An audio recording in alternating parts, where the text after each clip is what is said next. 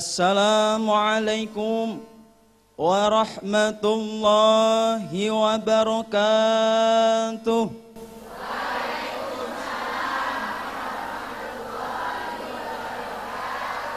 Embun pagi. Bismillah. Bismillahi walhamdulillah. Wal khairu wasyarru bimasyiatillah. La haula wa la quwwata illa billah, amma ba'd. Puji dan syukur kita limpahkan kehadirat Allah Subhanahu wa ta'ala yang maha luhur dan maha ghafur, yang maha pengasih, yang tidak pernah pilih kasih, yang maha penyayang, yang kasih sayangnya tidak pernah terbilang. Sholawat serta salam kita limpahkan kepada junjungan alam Nabi besar Muhammad sallallahu alaihi wasallam yang kita nantikan syafaatnya besok di hari kiamat. Amin ya rabbal alamin. Para alim ulama, para kiai, para ustadz yang saya muliakan, tidak lupa pemirsa Embun Pagi dimanapun berada, dan ibu-ibu jamaah Masjid Baitus Salam yang saya hormati. Ada satu pepatah yang indah. Dengan ilmu hidup terasa mudah, dengan seni hidup terasa indah, dengan dakwah hidup akan jadi terarah.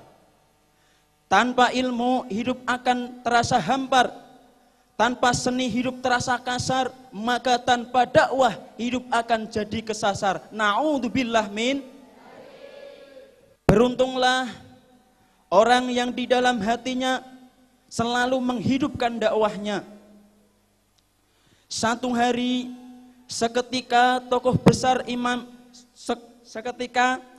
besar bernama Imam Hasan Al-Basri tengah berjalan-jalan di dekat pasar Basrah untuk berdakwah.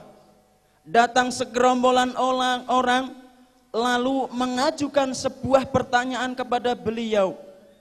Ya Aba Ishaq, panggilan untuk Imam Hasan Al-Basri.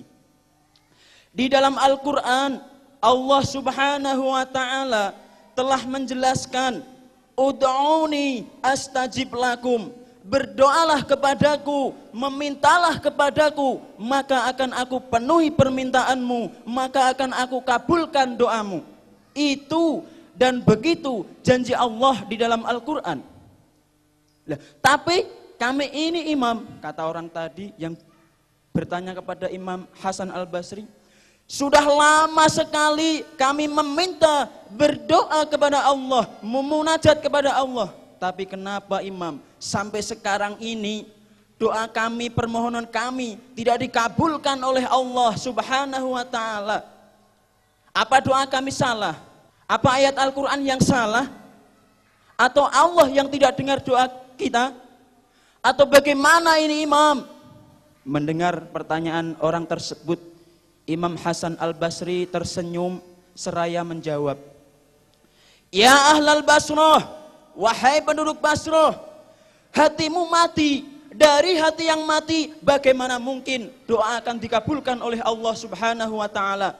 Dari hati yang mati, getaran channel untuk sampai ke hadratullah azza wa jalla tidak akan sampai. Hatimu mati, maka pantas doamu tidak dikabulkan oleh Allah Subhanahu wa ta'ala.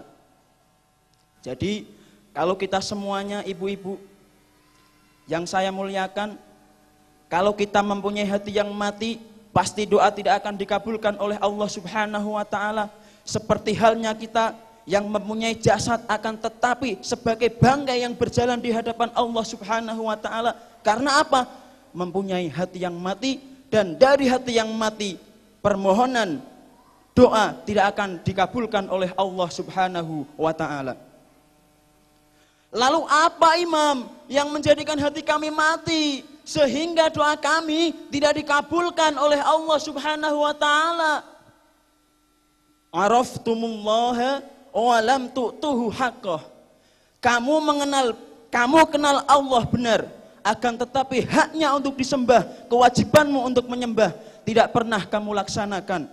Bagaimana hati tidak jadi mati? Kamu kenal Allah, kamu mengaku kenal dekat sama Allah Subhanahu wa taala, akan tetapi haknya untuk disembah, kewajiban kita untuk menyembah tidak pernah kita laksanakan. Itu yang menjadikan hati kamu mati.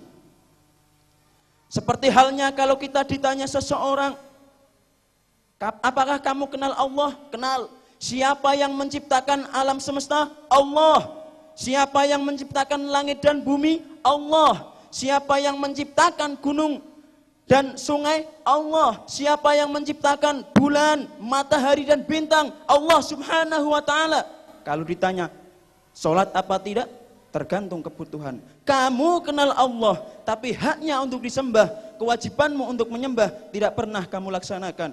Di dalam Al-Quran Allah Subhanahu wa ta'ala memerintahkan kepada kita sebagai umat muslim, iqamus sholah, tunaikanlah, dirikanlah sholat, maka itulah sebagai kewajibanmu. Akan tetapi kita ingkar, tidak pernah melakukan sedikit pun sholat, beribadah kepada Allah Subhanahu wa ta'ala.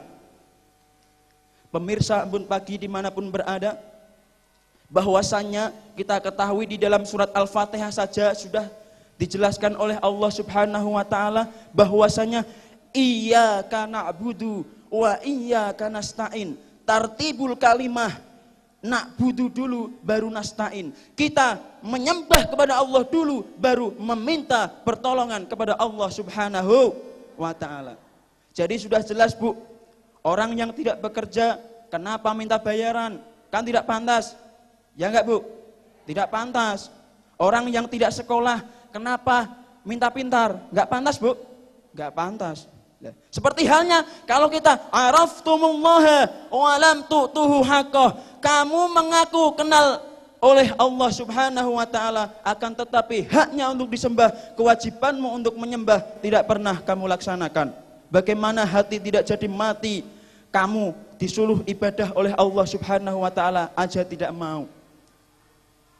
Pemirsa Embun Pagi dimanapun berada, lalu orang tersebut bertanya lagi, lalu apa Imam yang menjadikan hati kami mati sehingga doa kami, munajat kami tidak diterima oleh Allah Subhanahu wa taala? Qara'tumul Qur'an wa lam ta'malu bih. Kamu sering baca Al-Qur'an, dengungkan Al-Qur'an, tapi kamu tidak pernah melaksanakan perintah-perintahnya.